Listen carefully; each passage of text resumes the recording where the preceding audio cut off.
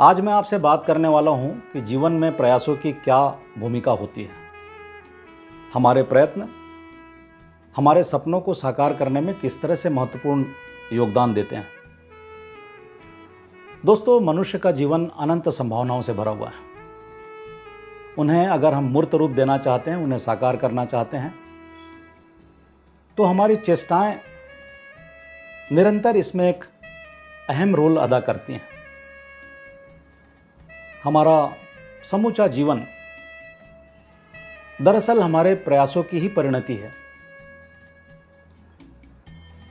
संस्कृत में एक बड़ा ही सुंदर श्लोक है कि उद्यमे न हि सिद्ध्यन्ति कार्याणि न मनोरथे, न हि सुप्तस्य सिंहस्त प्रविशन्ति मुखे मृगा। सिंह बलवान होता है, शक्तिशाली होता है, लेकिन उसे अपना आहार प्राप्त करने के लिए, भोजन हासिल करने के लिए प्रयत्न पर ही निर्भर रहना पड़ता है। उसके मुख में आकर कोई हिरण प्राप्त नहीं हो जाता। दोस्तों, हमारे प्रयासों में निरंतरता अवश्य होनी चाहिए। सातत्य हमारे प्रयासों का हमें मंजिल की ओर लेकर के जा सकता है। हमारे प्रयास भले ही बड़े ना हों, छोटे हों, लेकिन उसमें कंटिन्यूटी का होना आवश्यक है। पहाड़ कितना ही विशाल क्यों ना हो, लेकिन नदी की छोटी छोटी जल धाराएं उसे काटकर अपने लिए मार्ग बना लेती है। पर्वत कितने ही ऊंचे क्यों ना हो, यही नन्ही जलधाराएं उनका सीना चीरकर अपने लिए राह का निर्माण करते हैं।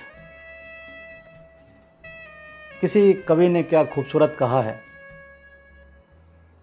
कि लहरों से डरकर नौका पार नहीं होती, कोशिश करने वालों की कभी हार नहीं होती।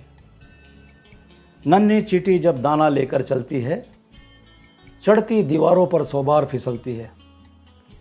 मन का विश्वास रगों में साहस भरता है, गिरकर चढ़ना और चढ़कर गिरना ना उसे अखरता है। आखिर उसकी मेहनत बेकार नहीं होती, कोशिश करने वालों की कभी हार नहीं होती। डुबकियां सिंधु में जब गोताखोर लगाता है, जा जाकर खाली हाथ लौट कर आता है। मिलते नहीं सहज ही मोती गहरे पानी में, बढ़ता उसका उत्साह इसी हैरानी में। मुट्ठी उसकी खाली हर बार नहीं होती, कोशिश करने वालों की कभी हार नहीं होती। असफलता एक चुनौती है, इसे स्वीकार करो, क्या कमी रह गई देखो और सुधार करो। जब तक न सफल हो नींद चैन को त्यागो तुम, संघर्ष मैदान का छोड़कर न भागो तुम। बिना कुछ किए ही जय जयकार नहीं होती, कोशिश करने वालों की कभी हार नहीं होती।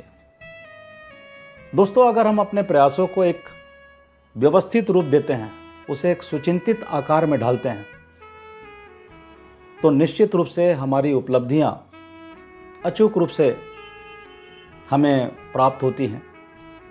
इसके लिए मैं एक सूत्र आपसे साझा करना चाहता हूं। वह सूत्र है रियल, REAL।